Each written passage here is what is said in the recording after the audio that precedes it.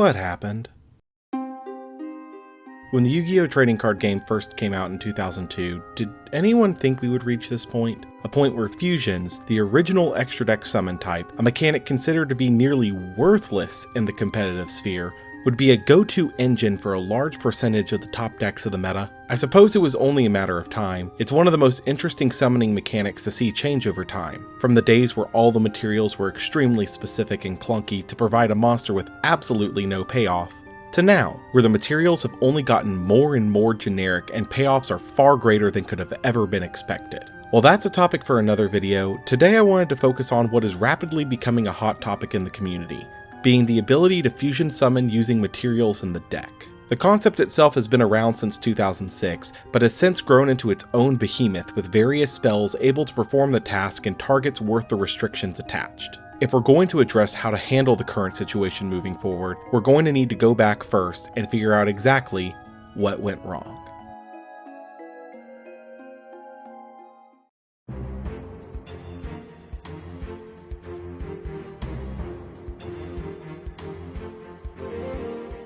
In 2002, with the original set of releases, polymerization was introduced as the only way to access fusion monsters. This would slowly shift over time, primarily through cards like Fusion Gate and Power Bond to provide similar effects, Metamorphosis to cheat the mechanic altogether, and Miracle Fusion and Dragon's Mirror to fuse using the Grave, but fusing from deck wasn't a concept until Power of the Duelist in August of 2006, with the release of Future Fusion, a continuous spell that sends the materials from deck to grave listed on a fusion monster and summon that monster 2 turns later. At the time of its release, Future Fusion was primarily seen as just an enabler for other fusion cards to use the grave, such as Miracle Fusion, Dragon's Mirror, and the soon-to-be-released Overload Fusion. The inherent flaw with Future Fusion wouldn't be felt until 2010, when Disaster Dragon would first abuse its interaction with Five-Headed Dragon to load up the grave with dragons like Red Eyes Wyvern and Darkness Metal Dragon. At the time, it was a decent interaction, but seeing as the combo itself required the foregoing of your normal summon to use Wyvern, it wasn't so egregious as to require bandless attention,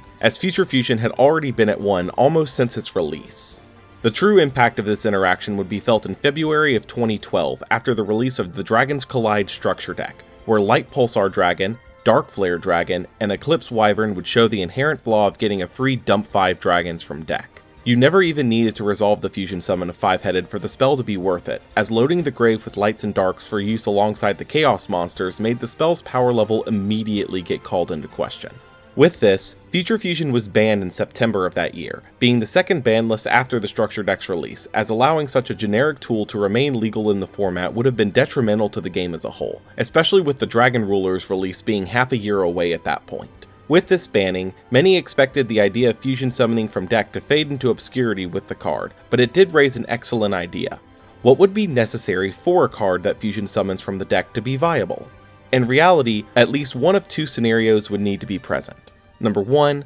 the ability to put specific cards into the graveyard would need to outweigh the natural downside of drawing them instead, whether by sheer advantage generated or by triggering some form of in-grave effect. Number 2, the monster being summoned is so useful on its own that the natural downsides of drawing into your bricks is worth it for the advantage they generate. In the case of Future Fusion, Scenario 1 was in full effect, as sending any 5 dragon monsters from your deck to graveyard was such a massive resource swing for a deck that loved having its monsters in the graveyard that it was bound to be useful. Even though Five-Headed Dragon, while a massive stat line, did little to promote the deck's game plan on its own. This major upside to Future Fusion was lost in its errata in 2017, delaying its graveyard dump by a turn and effectively removing all of its meta usage, which is why you see it off the ban list today. The concept of fusion summoning from the deck wouldn't be revisited for 2 years after the Chaos Dragon incident, when an archetype introduced in Arc 5's premiere set would change the approach moving forward.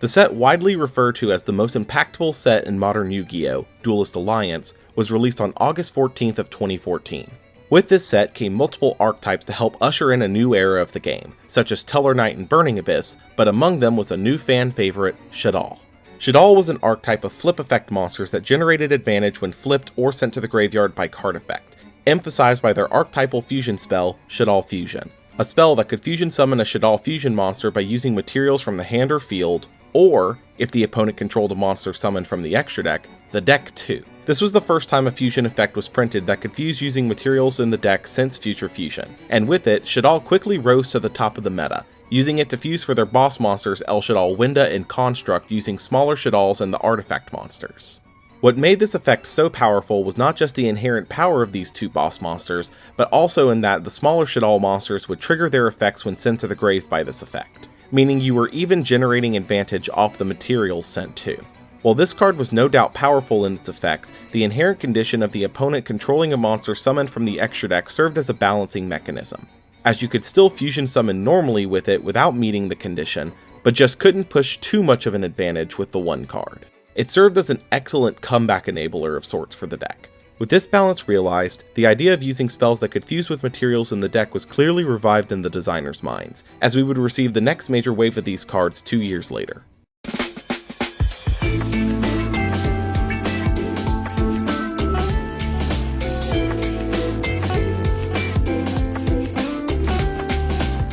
Clash of Rebellions, released August 7th, 2016, would bring a wave of 3 new spells to test the concept of fusing from the deck for more widespread usage. These 3, being Void Imagination, Red Eyes Fusion, and Brilliant Fusion, would each have an effect to fuse from the deck, but with an inherent drawback attached unique to each card. For Void Imagination, its primary usage wasn't even the ability to fuse, as it reduced the level of all Infernoid monsters on the field to 1, allowing for multiple massive Infernoids to be on the field at once through the use of their summoning conditions. Its fusion effect could only be used if the opponent controlled a monster summoned from the extra deck, which would send itself, up to 6 Infernoids from deck, and any number of Infernoids from hand or field to summon Tierra. The primary benefit of this was having the ability to dump 6 Infernoid monsters from the deck to grave, as it refilled all of the deck's plays by giving more banishment fodder, although Tierra was also an extremely powerful resource. Milling the deck and extra deck, and possibly returning banished cards to the grave by sending both players' hands to the grave if enough materials were used.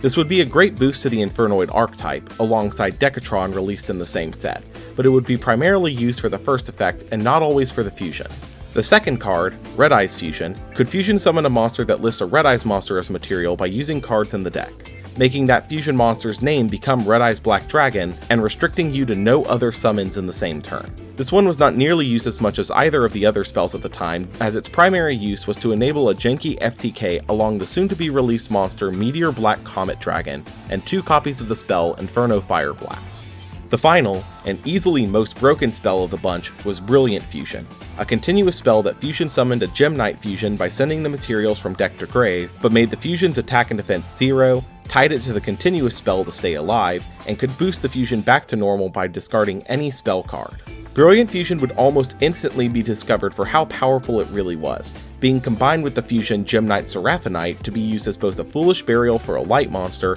and to gain an additional normal summon from Seraphonite's effect. Pushing this usage even further, in the same set the Perform Mages were released, which ended up being the perfect targets for Seraphonite's summon, specifically in Trick Clown, who could deal 1000 damage to its owner when sent to grave to summon a Perform Mage from grave, adjusting their attack and defense to 0, and Damage Juggler, who could be banished from grave to search for any Perform Mage other than another copy of itself. An engine was born from this, using 3 copies of Brilliant Fusion and most often 1 copy of Gem Knight Garnet, as it was the most powerful of the normal monster Gem Knights to summon Seraphonite with, coining the term in the community of cards that you played but didn't want to draw as Garnets. The dump and extra summon provided from this engine allowed it to see widespread use in many decks of the era, such as Pendulum Magicians with the release of Wisdom Eye and Oath Dragon, the early stages of Pepe with Skullcrabat Joker and the aforementioned Perform Mages, Extra Deck Monarchs as a tribute summon engine and as a level 5 to combine with the Prime Monarch, ABC and Blue Eyes as a light monster dump, and Zodiac and Shiranui as a summon extender and card dump.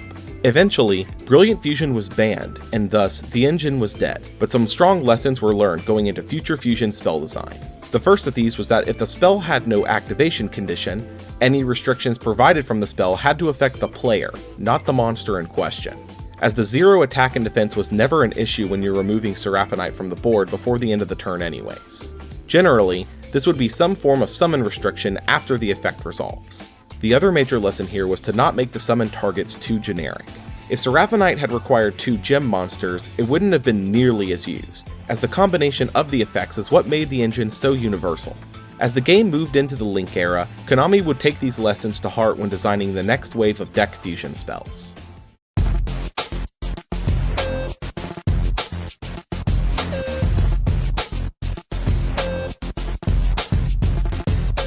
Over the span of about 2 years, starting in early 2018, Konami would occasionally introduce a new fusion spell to an old archetype with some form of an effect that would allow a player to fuse from deck, seeing varying levels of success with these attempts. The first of these, being released in Legendary Duelist Ancient Millennium on February 22, 2018, was Ancient Gear Fusion, an archetypal fusion spell that could also use materials from deck if you controlled either Ancient Gear Golem or his Retrain Ultimate Pound. Because both required monsters for the effect could not be special summoned outside of effects that ignored summoning conditions, Ancient Gear Fusion would almost never be used for its fusing from deck effect, primarily seeing usage as a searchable fusion spell with the effect of Ancient Gear Wyvern at most. The next attempt would come on October 18th of 2018 in the set Soul Fusion with Ostinato, a fusion spell for Melodious that required the user to control no monsters to fuse from deck, destroying the monster summoned this way in the end phase. For Melodious decks, this effect could be used to summon out either Bloom Diva, who ignored the destruction effect with her own,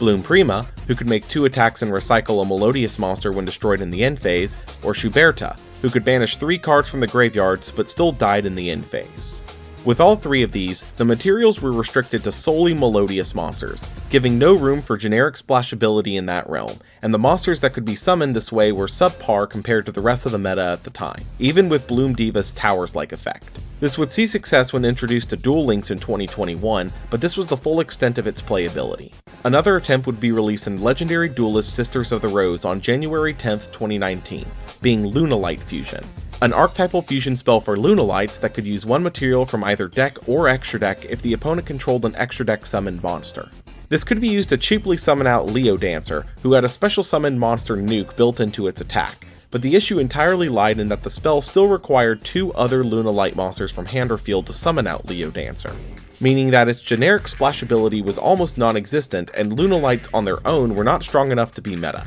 Again, the spell would see play in Duel Links in 2020 alongside Saber Dancer, but that is the extent of its playability. The first remotely playable spell of this batch wouldn't be released until January 31st of 2019 in the set Savage Strike, being Neos Fusion, a spell that let you fusion summon a monster that lists Elemental Hero Neos as one of only 2 materials using monsters from the deck, ignoring summoning conditions on the condition that you could not special summon for the rest of the turn after use. In addition, if a fusion monster that lists Neos as material would be destroyed, you could banish this from your graveyard to prevent the destruction. This was introduced in the same set as Elemental Hero Brave Neos, which took any level 4 or lower effect monster as the second material and searched a spell or trap that lists Neos when destroying a monster in battle, being a decent effect to thin the deck alongside an extremely generic monster requirement. However, this would not see meta success as the intended tool due to Brave Neos not being worth the bricks you would have to play to summon him, although another use for Neos Fusion was also discovered. If used to summon Rainbow Neos, he could provide either a spin back of all an opponent's monsters, spells and traps, or graveyard, which would see play in decks that focused around rapid OTK finishes, such as the eventual Numeron deck.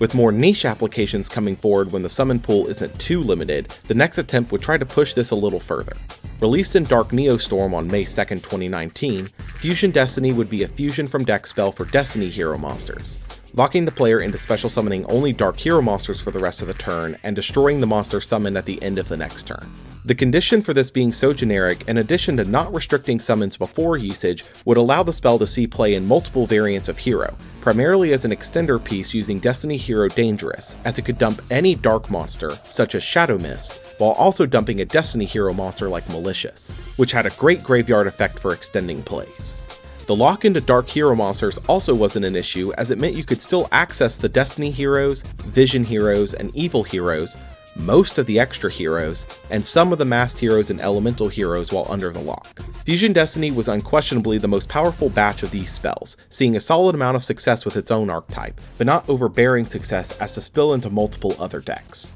After this release, there would be a break in the stream of deck fusion spells for the time being. However, while the new spells may have stopped, new cards would still release to push the concept further, and eventually to its breaking point.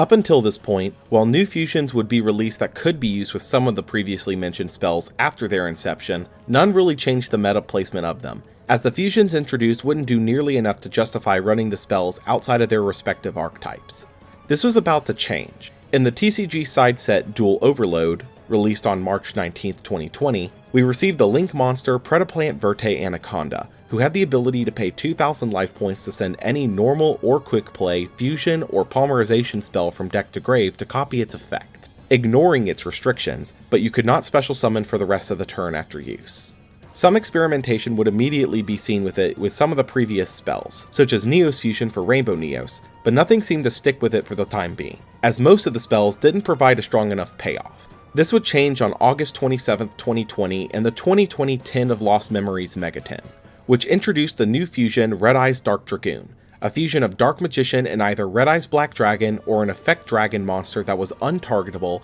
indestructible by card effects, could discard one to negate a card effect once per turn, gaining 1000 attack when it does, and could destroy a monster on field and deal damage equal to its attack to the opponent a number of times up to the number of normal monsters used to summon him. This effect was absolutely broken without question, and what was immediately called into question was the inclusion of Red Eyes Black Dragon in the card's summoning requirements, as that meant you could summon him using Red Eyes Fusion by sending Dark Magician and Red Eyes Black Dragon from the deck. However, the main drawbacks of the bricks in the deck was brought up too, as Dark Magician and Red Eyes were high-level normal monsters, extremely cumbersome if drawn as they did next to nothing in the hand, in addition to needing 3 Red Eyes Fusion, which eats all other summons on the turn it's used, so it had to be balanced out enough, right? The problem was Verte Anaconda, as its materials to summon were any 2 effect monsters, being incredibly easy to access for practically any deck. With Verte, you could, at the end of your play line, pay 2,000 and dump a Red Eyes Fusion, Red Eyes Black Dragon, and Dark Magician from the deck to summon Dragoon while skirting around the primary restrictions of Red Eyes Fusion to prevent other summons in the same turn.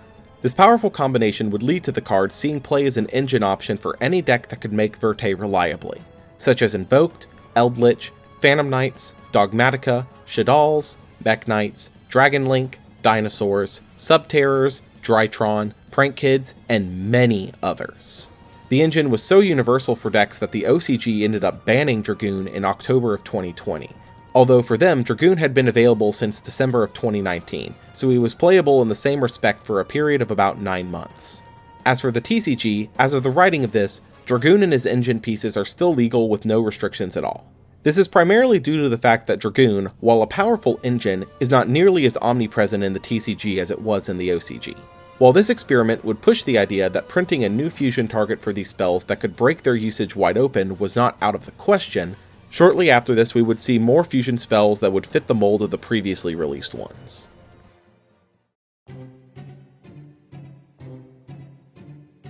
As if ignoring the issue of Dragoon being used as an engine in other decks, new deck fusion spells continued to be printed in the following months to attempt to break new ground from what we had seen before. Released in Phantom Rage on November 5, 2020, Myutant Fusion was an archetypal fusion spell that allowed you to banish a material from deck and a material from grave if the opponent had used a card effect in the same turn. The primary issue of this card was that mutants as an archetype were not nearly powerful enough to break into the meta, let alone have its fusions be generic enough to see play outside of mutants, leaving Myutant Fusion entirely tied to the archetype it was created for. Finally, the currently last card in the TCG was released in King's Court on July 8th of 2021, being Face Card Fusion, which would allow you to fusion summon a light warrior using one material from deck in addition to cards on the field or in hand if you control the Jacks, Queens, or King's Knight on your field. This card's only reliable target to use with this fusion effect was Arcana Knight Joker, whose materials were so specific and effect lackluster that the ability to use a single material in deck made Face Card Fusion fall flat immediately on release,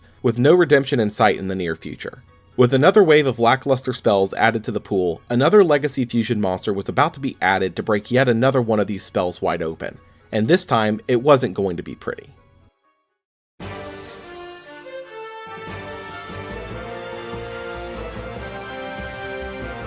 Released in Burst of Destiny on November 11th, 2021, Destiny Hero Destroyer Phoenix Enforcer would follow in Dragoon's footsteps and become the splashable engine of choice for most decks in the meta, providing not only a great effect, able to pop a card on each field once per turn, and reviving a Destiny hero in the standby phase of the turn after it's destroyed, which could include itself, but also being a far simpler summon as its fusion spell, Fusion Destiny, only restricted summons occurring after its activation, meaning you could actually play 3 Fusion Destiny in the deck to summon the fusion without Verte, although Verte was still an option. On top of that, the targets to summon him had to be 2 Destiny heroes, one of which must be level 6 or higher, which opened the door to various options to use with the card. The most popular option for this was unquestionably Dasher and Celestial, as Dasher would potentially provide a special summon of what was drawn the next turn, and Celestial could banish itself and Dasher from the graves on the subsequent turn to draw 2. Although other decks would choose various other options for these targets, ranging from Malicious for the special summon, Plasma for the potential to summon from hand if drawn,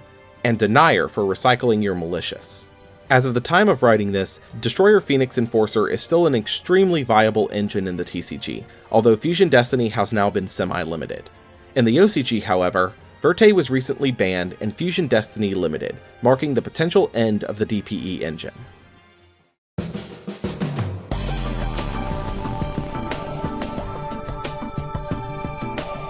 While this covers all the cards currently present in the TCG, there are 2 more cards on the horizon to push the concept even further beyond what we've seen so far. The first, and easily highest potential card of the 2, is Branded Fusion, which we're receiving in the Albaz Strike structure deck, currently set to release on April 15th of 2022,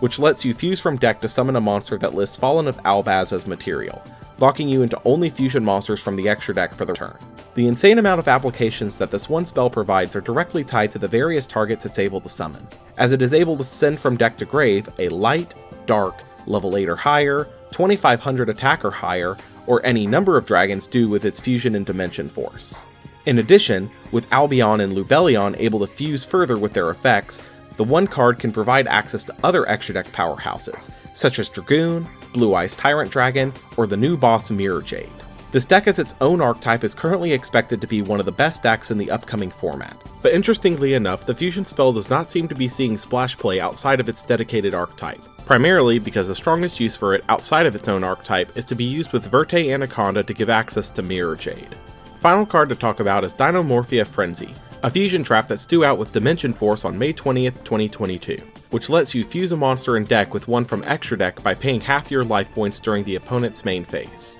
While the effect is insanely burst heavy, the cost of half your life points in addition to the restrictive nature of the Dinomorphia fusions, and that this one can't be abused with Verte, currently has it seeing no experimentation outside of Dinomorphia, who can offset the half life point payment with their other effects. With all of these cards covered, what can we take away from this? The primary lesson learned from all of these steps forward and back is that a fusion needs to have strong enough payoffs to outweigh the natural detriment of running dead cards in the deck to facilitate it. The previous idea of the ability to dump generic monsters does not appear to be a powerful enough incentive anymore to justify playing a fusion engine, although it can be a strong additional benefit to the fusion, such as in the case of DPE. The 3 breaking cases of this in modern Yu-Gi-Oh! Being Brilliant Fusion with Seraphonite, Red Eyes Fusion with Dragoon, and Fusion Destiny with DPE all had fusions that actually provided a strong enough benefit to justify their usage, with Seraphonite and DPE providing the additional benefit of a powerful dump tool. The major lessons from this analysis is this.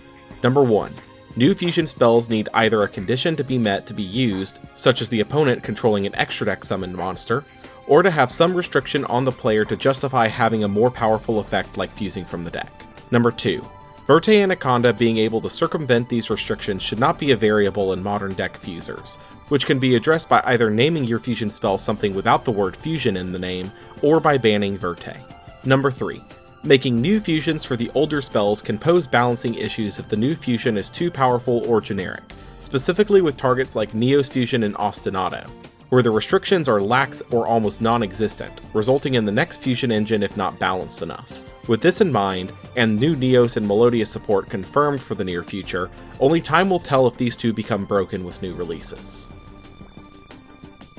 Thank you all for watching this deep dive analysis. I do greatly appreciate you guys watching to the very end of this video. If you enjoy content like this, be sure to like, comment, and subscribe for more like it. If you want more details on the behind the scenes for these, please follow me on Twitter or check out my Twitch streams whenever they happen. Both links are in the description below. Thank you all again, and I'll see you next time.